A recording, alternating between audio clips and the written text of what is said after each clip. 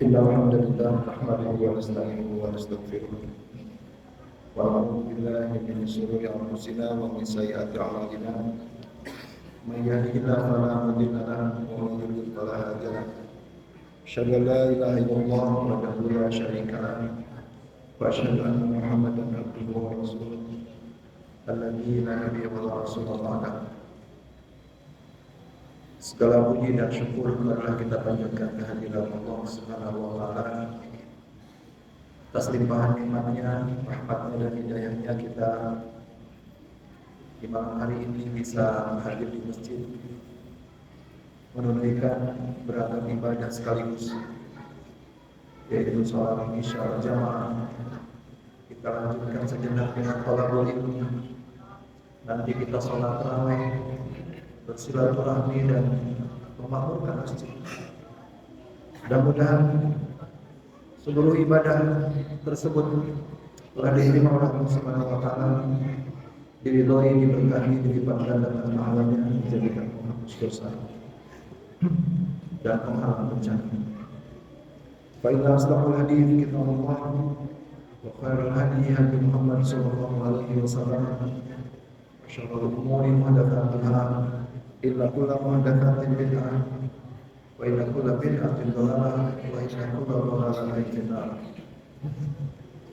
Hadirin hadirat jemaah Masjid Al-Muhajirin yang dirahmati Allah.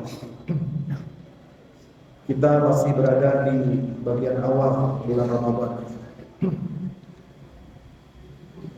Maka tema yang akan saya sampaikan masih tentang Ramadan. Saya akan menyampaikan keberkahan-keberkahan bulan Ramadan. Sekaligus saya sampaikan juga maksiat-maksiat berat yang bisa membuat kita gagal untuk meraih segala keberkahan tersebut.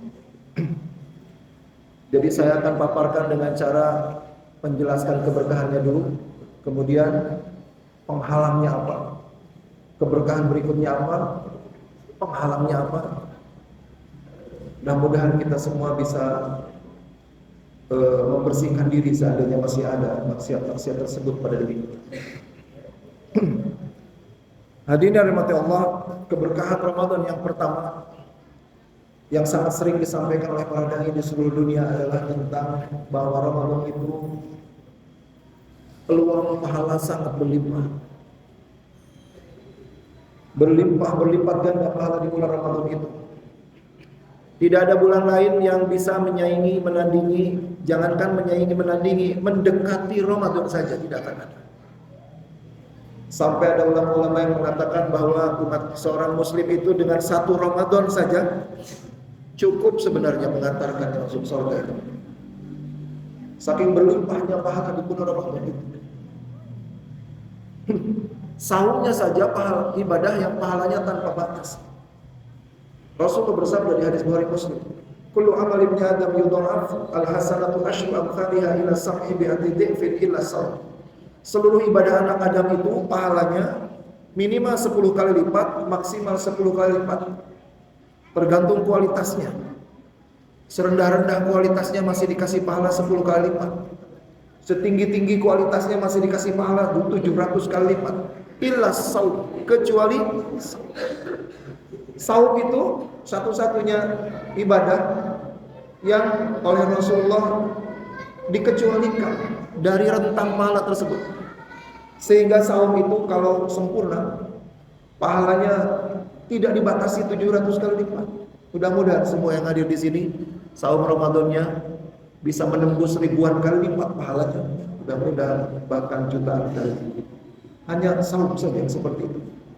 Tarawihnya Rasulullah bersabda, "Man shalla khalfal imam hatta yansarifa kutiba lahu qiyamul lailatin." Siapa tarawih bersama imam berjamaah sampai selesai, pahalanya setara sholat semalam suntuk.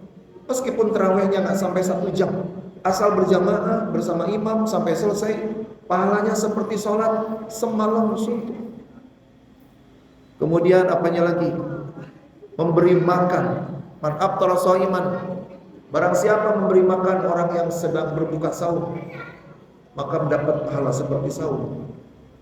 Inna umratan fi Ramadan taqdi hajjatan ma'i. Umrah di bulan Ramadan setara haji bersama Rasul.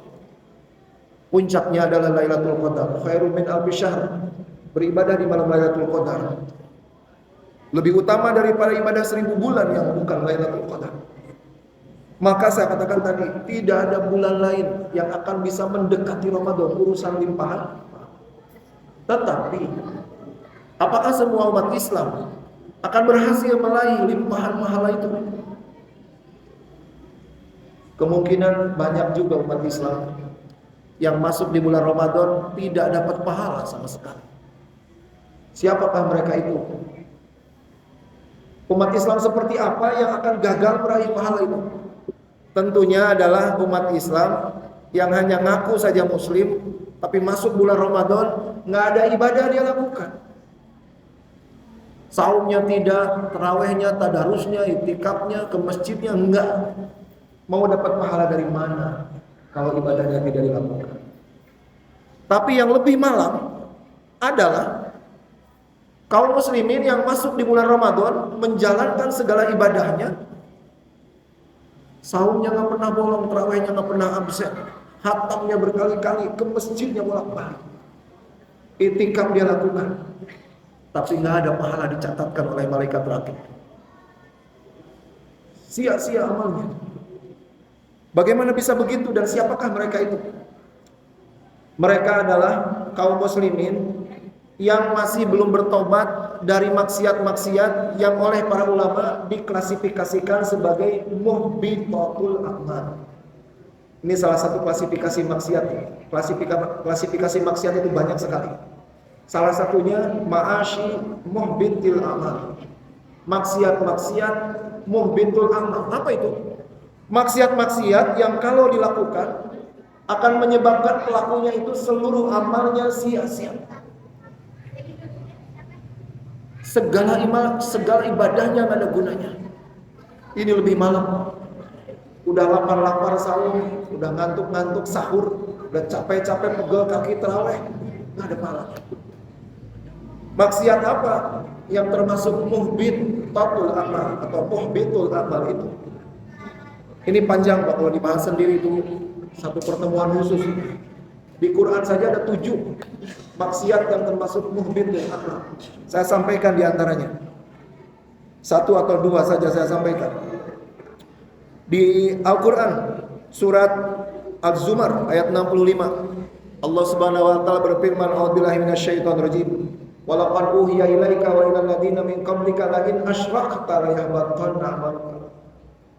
Sungguh telah aku wahyukan kepadamu Muhammad, kata Allah. Sungguh telah aku wahyukan kepada Muhammad dan kepada para nabi sebelum kamu, la in asyrakta la yahbatanna 'amaluka. Kalau kamu berbuat syirik, maka sia-sia segala amal. Maka berarti Pak, menjelang Ramadan itu persiapan yang sangat penting.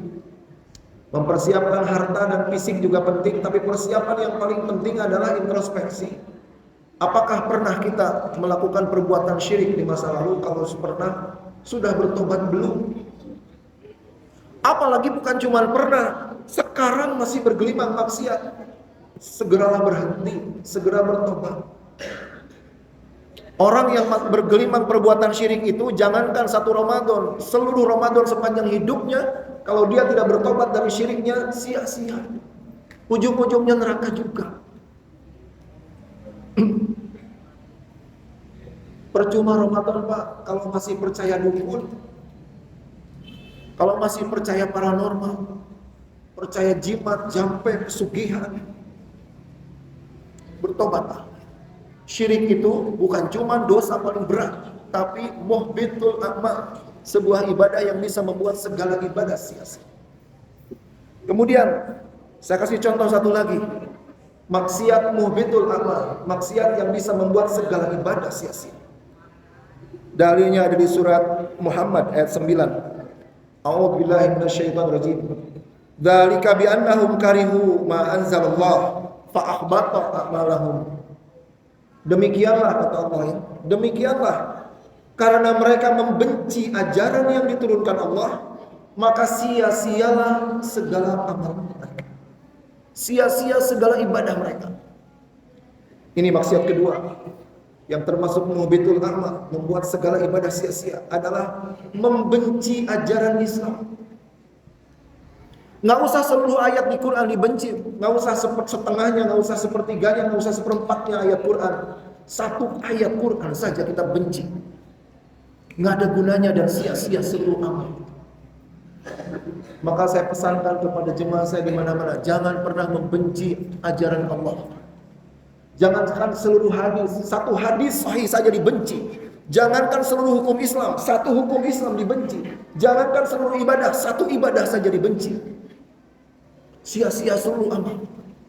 Ini dalilnya surat Muhammad ayat 9.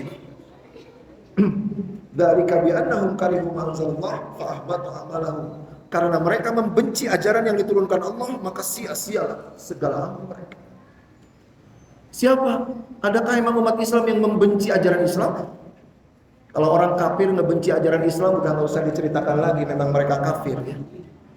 Tapi yang sedihnya itu, yang anehnya itu di negeri kita, sering kita saksikan dari zaman dulu, dari zaman saya kecil. Orang ngaku Islam, bahkan dianggap tokoh Islam, tapi dari omongannya yang diliput oleh media ketahuan, dia benci sama ajaran Islam. Pasti semua pernah dulu yang menyimak ketika sebuah daerah sedang merancang peraturan daerah tentang jilbab yang akan mewajibkan seluruh PNS pakai jilbab masuk kantor. Seluruh siswa sekolah negeri pakai jilbab. Ada juga daerah yang merancang perda, peraturan daerah tentang fasih baca Quran, yang akan mewajibkan umat Islam kalau masuk PNS tesnya harus fasih baca Quran. Siswa SMP, SMA mau masuk sekolah tesnya. Ada daerah-daerah sedang merancang peraturan seperti itu. Di Jakarta yang marah-marah, yang mencak-mencak. Apakah tokoh kafir? Bukan. Yang marah-marah di Jakarta, yang mencak-mencak adalah tokoh-tokoh yang ngaku tokoh Islam. Dia bilang itu perda bisa membuat disintegrasi, bisa bertentangan dengan Pancasila dan lain sebagainya. Padahal dia ngaku tokoh Islam. Maka jangan pernah membenci ajaran Islam. Ada orang yang ngaku Muslim tapi benci sama jilbab. Dibilang jilbab itu budaya Arab. Jilbab itu adalah penjajahan terhadap kearifan lokal. Macam-macam statementnya, Pak. Ada yang benci sama kurban. Tokoh-tokoh yang ngaku tokoh Islam. Sampai bilang kurban itu mendingan juga duitnya dikumpulin bikin kampus katanya. Berguna buat generasi muda Islam. Ada yang benci haji. Sampai bilang haji itu cuma memperkaya Saudi. Apakah orang-orang kafir yang bilang orang Muslim? Ngaku Islam paling tidak. Tapi saya yakin orang seperti ini munafik. Ngaku Islam tapi benci ajaran Islam. Hadirin yang dirahmati Allah. Yang paling sedih, saking bencinya sampai terhadap ajaran Islam, sampai terjadi saling membubarkan pengajian. Orang-orang seperti ini kalau tidak bertobat, maka habitat a'maluhum, sia-sia segala amal mereka. Hadirin yang dirahmati Allah. Dan mumpung ada ibu-ibu, saya juga suka pesankan kepada ibu-ibu. Ada dua ayat Quran yang berpotensi berpeluang dibenci sama kaum ibu. Ayat apa, Pak? Ayat tentang poligami. Saya suka bilang ke ibu-ibu ya, di majelis taklim ibu-ibu, kalau nggak kuat dengan syariat poligami, bilang saja sama suami nggak kuat. Sunnah Rasul yang lain banyak. Khawatirnya nggak kuat, nanti jadi istri durhaka. Bilang saja, boleh kalau bilang nggak kuat. Tapi cukup nggak kuat saja. Jangan benci. Kalau benci, padahal itu ayat Quran, maka sia-sia amal itu. Kemudian ayat waris, lidzakari mithlu hadil unsayain. Laki-laki itu warisnya 2 kali lipatnya perempuan. Beberapa kali saya dicurhatin jamaah ibu-ibu, dari curhatnya ketahuan benci dia sama hukum itu, padahal ada di Quran. Maka hati-hatilah ya. Jangan sampai kita, kerabat kita, keturunan kita ada yang benci terhadap satu bagian ajaran Islam yang qat'i, yang dalilnya sahih. Karena bisa membuat segala amal menjadi sia-sia. Hadirin yang dirahmati Allah, itu baru pertama ya. Keberkahan pertama yaitu pahala berlimpah, pahala berlipat ganda. Penghalangnya, penggagalnya adalah maksiat yang disebut diklasifikasi sebagai muhbitul amal. Maksiat yang kalau dilakukan membuat segala ibadah sia-sia. Keberkahan kedua, paling 2 saja saya bisa sampaikan Pak. Seluruhnya ada 7 ya. 2 saja karena terlalu panjang. Yang kedua, maksiat keberkahan Ramadan itu adalah maghfirah, ampunan berlimpah. Ampunan berlimpah.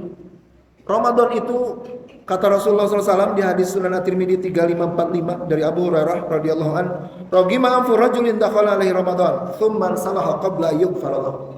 Sungguh malang dan sungguh aneh seorang muslim masuk di bulan Ramadan, menjalani segala ibadah bulan Ramadan, ketika Ramadan berlalu dosanya masih tersisa, belum habis diampuni, dihapuskan oleh Allah. Sungguh aneh seorang muslim seperti ini. Dari kata-kata ini maka sesungguhnya Ramadan itu penghapusan dan pengampunan dosa sangat dahsyat di bulan Ramadan itu. Sebanyak apapun dosa seorang muslim, sebergelimang apapun dia berbuat maksiat, cukup 1 Ramadan saja bersih. Seharusnya seorang muslim itu datang Idul Fitri bersih dari dosa sebersih bayi yang baru lahir. Tapi apakah semua kaum muslimin akan terhapuskan dosanya, akan diampuni segala maksiatnya di bulan Ramadan? Maka kembali banyak ulama mengatakan tidak.